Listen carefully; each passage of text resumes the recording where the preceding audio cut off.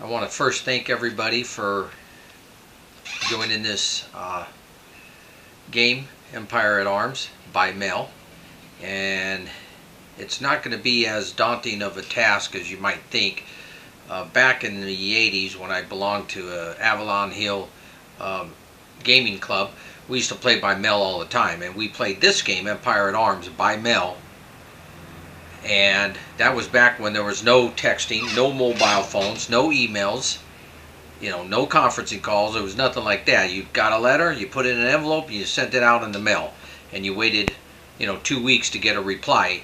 Everything was sent through a game master, and I'm sure you can all guess who the game master in this one's going to be.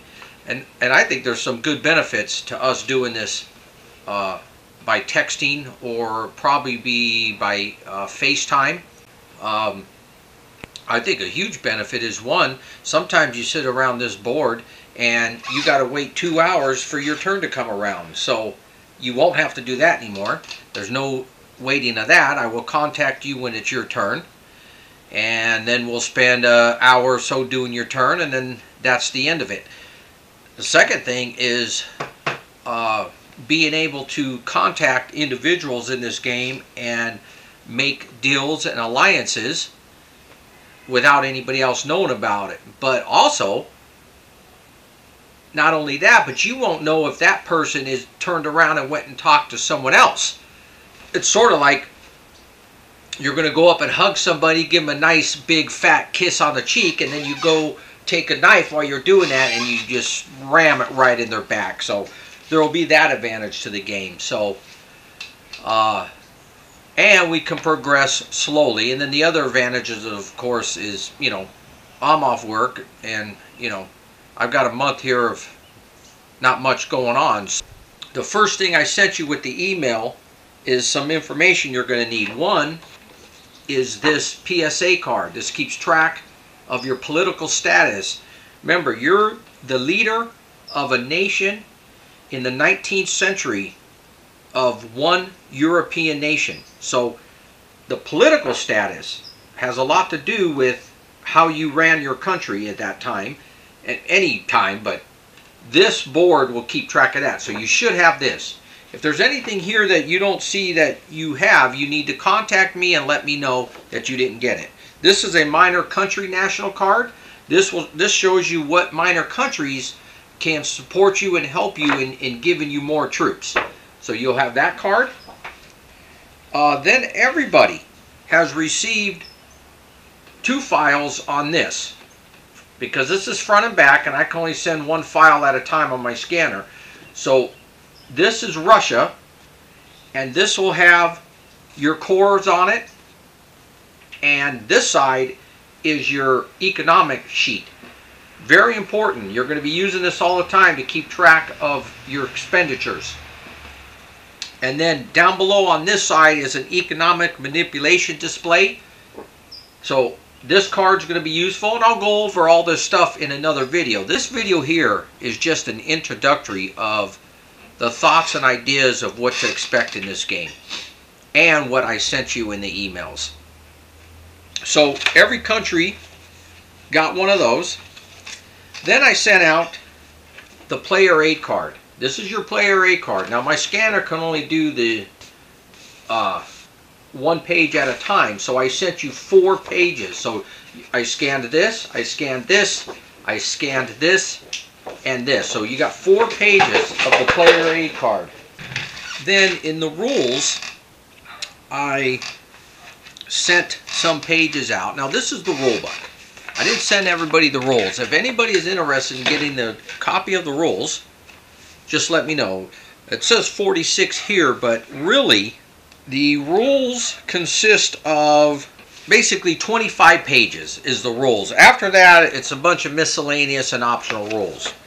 But I have sent you guys the setup section of the rules. I sent you the tips. If you don't have the tips on the game or the setup section, you can let me know.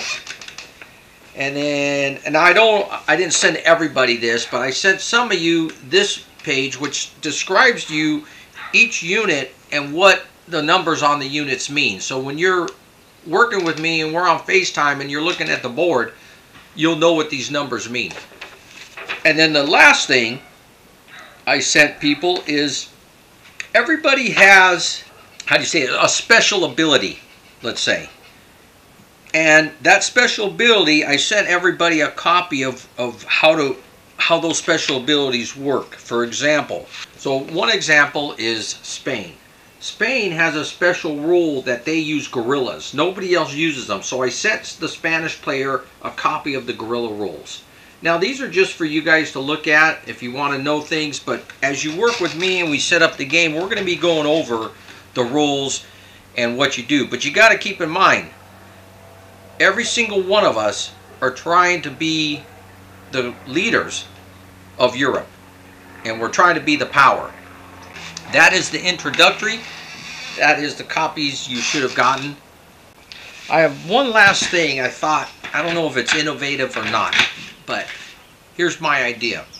Since this is going to go up on my YouTube channel and you guys have to look at it, there's a lot of people out there that play Empire in Arms, and they're way better than we are. In our game, we have 3 people that have played this before and 4 haven't. But you guys are smart. I've played many other games with you guys, and you guys have played many other, and you know, and you'll pick it up quick. However, getting the idea and the political strategy of this game may take some doing.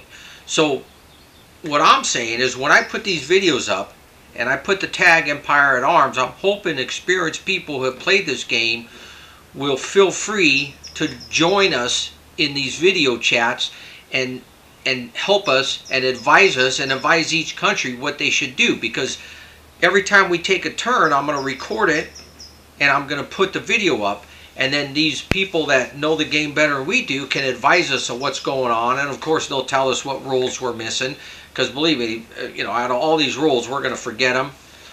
And even I'm hoping maybe to the extent that if you have an individual out there that really loves the French and wants to see the French win, that he may just get the French player's number and then just work with him on the best things to do and how to go about doing something, and see the game through to the end.